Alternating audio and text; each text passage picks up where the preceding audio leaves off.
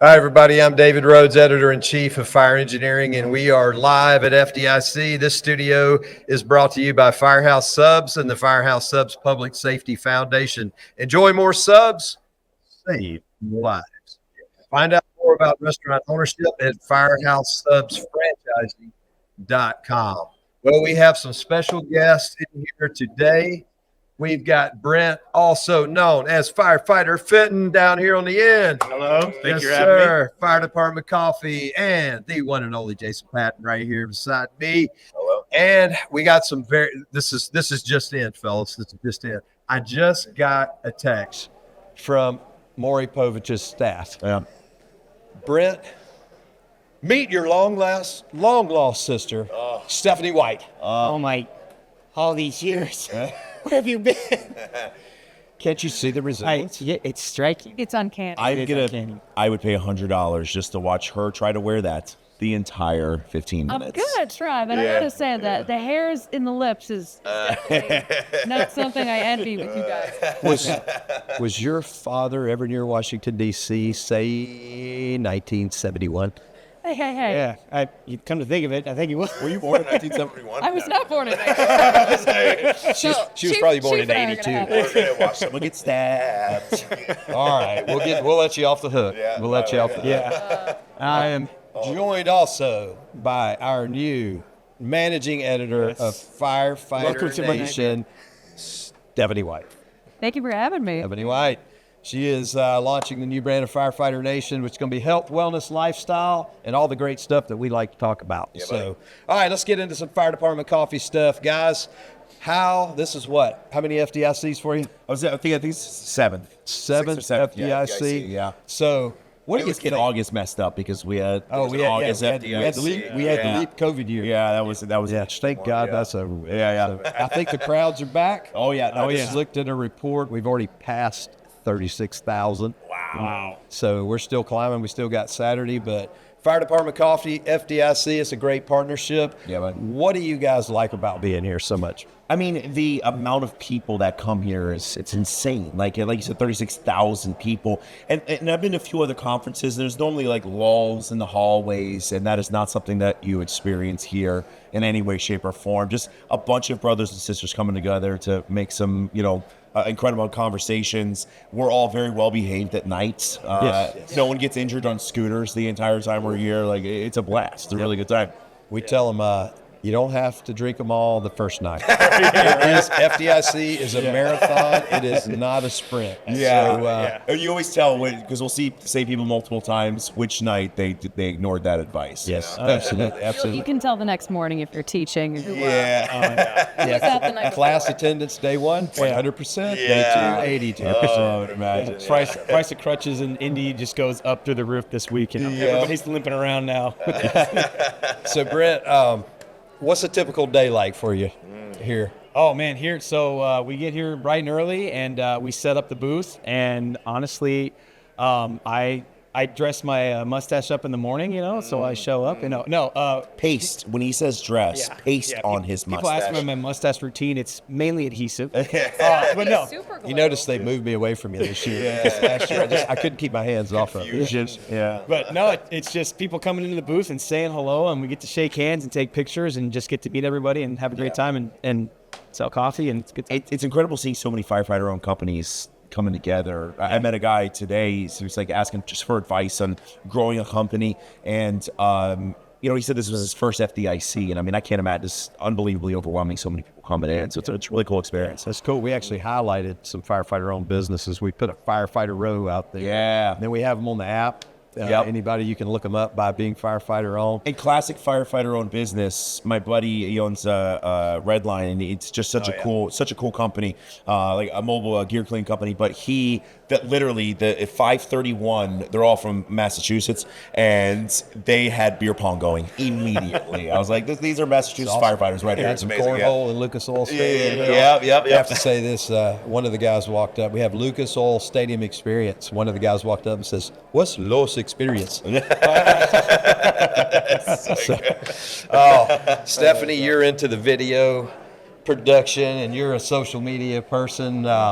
What kind of video reach do you think these guys get while they're here at FDIC? I can't even imagine what it is. I'm not the numbers girl, but I'm guessing this is also a highly watched time for you guys because this is a really organic setting for both of you. For sure. It's organic, yeah. This is my second time in FDIC, and both times I know there are certain time frames you can't walk through the hallway because both of you were there, and it is packed all the way down, and it's a very long convention center hallway. And you just have to slowly sneak your way through if possible. I'm telling you, and people waiting in line for us, it's such a cool and uncomfortable experience at the same time because we genuinely feel bad that no people are pressure. waiting. Yeah. We genuinely feel bad that people are waiting, but it's I think it speaks volumes to the videos and not the fact that we make great videos, but that they truly relate to so many people. Germany, Japan, China, all South America, they all come to us and they're like, we run all those same calls so it's just cool that it is everywhere in the world. And it's incredibly humbling because people come up and they're like, oh, celebrities. And I'm like, I wear a fake mustache. Yeah. We make videos. Is that all it takes? I know. Half the time people see us on their phones while they're going to the bathroom. So it's like celebrities, we're just firefighters that make funny videos. We say more guys and girls have watched us or seen our faces while taking a crap than anywhere in the world. It's amazing to us. So obviously there's a reason for reaching a lot of folks on the video. That's to promote the brand and get the fire department coffee out there. Yeah. And that leads to more sales, which leads to more good you guys can do with all of your mini projects. So tell us about what you have going on and anything new that's coming up. So again, the official coffee of the National Hot Rod Association. We're NASCAR again. We sponsored a car for July when they're going to be running through Chicago, which will be a very cool experience. Obviously, Rockford, Illinois, being our hometown, Chicago's so close. It's such an incredible experience. And then we launched the Coffee of the Month Club, Insure of the Month Club, specifically for fire departments this year, which is very cool. We pick a fire department. We create, actually, our buddy who's behind the camera right now, Brad, he takes care of that, and he makes a logo and a coffee bag that is specific to those, pays homage back to those fire departments. And then a portion of those sales goes directly back to those guys. Hawaii, we were able to donate $15,000, I believe, and it's been about $10,000 every single month that we're giving back on top of whatever we're giving back for the sales. So it's been very, very cool. That's good. And you guys still have the engine that can go out to support incidents. That was a love project, a passion project of Randy James. Randy, when we're able to give back to benevolent funds and directly to first responders, but the communities that are impacted by tornadoes or hurricanes or whatever it is, we wanted to be able to show up to these places and serve them coffee. So Rosenbauer built us an incredible $1 million truck that literally does anything you can think of. It makes 5 gallons of coffee every 5 minutes. It has onboard showers, onboard washing machines, lights, charging stations. DLX hooked us up with a portable shelter. So we want to be able to show up. We've been able to deploy it where people just want to shower, they want to plug in their phone, they want to be able to watch TV for 5 minutes, drink a hot cup of coffee, and just have a little bit of outside of what they're going through at the moment. Yeah. And thankfully, we've been able to do that.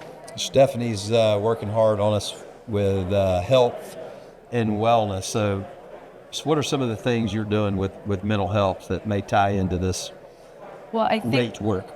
I think one of the most fascinating things about both of you is you guys are hilarious and you have your own shtick and you know how to make everyone laugh. Thank you. But every now and then, you'll take us by surprise because you'll stop, the mustache will come off. Right. You'll be calm for 5 seconds, and you guys are willing to have these absolute vulnerable moments. Yeah, maybe 4 seconds. Where, at least 6 seconds, where you guys will talk about mental health. And I think it has such an amazing impact because to see you guys being vulnerable, to see you guys saying this is worth it to come out of character is huge. Yeah. What are you guys working on next for that? So obviously May coming up, Mental Health Awareness Month, we're creating something now that we think will be, again, another kind of homage back to mental health and how important it is. And I couldn't agree with you more. The first mental health video I ever put out, I remember staring at the screen, getting ready to hit the post button, and it was all about my own struggles with my mental health and suicide, so on and so forth. And I remember before I was going to hit that button, I really thought about it. I was like, do I want to do this? Like, do I want to put this message out? And it was the reaction to it was something I could have never expected. And that half the time when people come up, they're like, I love the videos, but thank you for talking about mental health. It's important. I'm going to cry in the middle of this. It's important. We need to be able to take care of ourselves. The foundation of any type of health, whether it's mental, physical, intellectual, it all starts with good mental health. So I can be calm for a minute. He can rip off the mustache, especially when it's, I believe, will change lives in a very positive manner. Yeah, that's it's that vulnerability that builds trust. And like in the fire service, it's all about trust. I mean, we literally trust each other with our lives, and so that vulnerability, talking about our own struggles and stuff like that, builds trust. It just increases the bond, and it's just another way that we can connect as firefighters and connect with our audience. And so it's very powerful, extremely humbling, and we love to do it. That's why we do it. Absolutely. No, that's the absolute tone we're trying to set with our new project. So just to have you guys be so visible and lead the exact direction of vulnerability we want to go is. Look, talking about your feelings is not an abnormal thing. Crying is just as normal as laughing. It's all good. Dude, I love a good cry session every once in a while. I had my wife punch me in the face. No, I'm kidding. She doesn't do it. Maybe I know you don't punch me in the face. No, but a good cry session maybe is awesome. after you've been traveling. My wife will punch me in the face because she's at home with 4 kids. 4 children at home with their mom.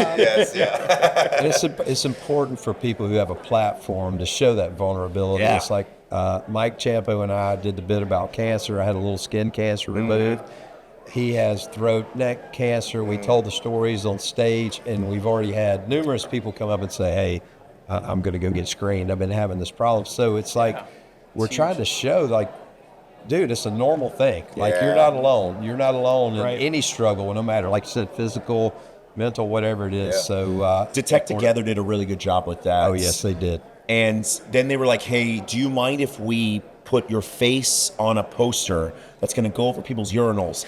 And it's just going to say, hey, you're already holding them. You might as well check your balls. And I was like, yeah, we could do that, bro. That's what people rate me. We were one of the first firehouses to get those posters, I want you to know. So and you and I had just done a podcast about cancer. So I was like, this is fantastic. It was amazing. It was such a good approach. It was awesome. And again, they're from Massachusetts, so it all makes sense to me. It was perfect, So where are you guys at with Fire Department Coffee Foundation donations to date? Do you even know? I couldn't even tell you. It's so far above, because it's not just through monetary donations. People will be having their own raffles or whatever it is, and we'll send them free coffee. We try to support as many people as possible. And then we're very blessed. Last week, we got to drive to a gentleman's house who was paralyzed, going to his pick up his daughter from homecoming, and sitting with this guy and talking to him for a couple hours. We drove the Rosenbauer up there, and it was an incredible experience, because this guy's attitude was so amazing for someone who had gone through something so tragic. So we were able to donate money to him. We were able to sit there and talk to him, and all of that makes it worth whatever we're donating. And we hope to continue more. I believe our goal right now is $2 million donated by 2025 is our current goal. How can people donate? Buy Fire Department coffee. If you buy good, high quality coffee that tastes great, then we're going to be giving portions of that back. If you see any of the shirt or the coffee of the month clubs, they can do that as well. Or if you just want to donate directly, you can go to our website. There's a direct link to the Fire Department Coffee Charitable Foundation where you can donate as well. And have you guys expanded distribution since last year when we were here? Yeah. So last time we were here, we're in about 1,000 retail stores. June, the second week of June, we'll officially be in 10,000 retail stores, including just over 2,400 Walmarts across the United States. We expect by the end of this year, we'll be in closer to 15,000 retail stores. So it's been amazing. Yeah, thank you. Absolutely amazing. Thank you. All right. Well, it's been great live here at FDIC with Firefighter Fenton, Mr. Brent, Jason Patton, Stephanie White. We're in the Firehouse Subs studio. We want you to go out and get you a Firehouse Subs and pick up a delicious Fire Department coffee to go with that sub on a cold, blistery day like today. Absolutely. All right. I'm David Rhodes, and we're live at FDIC.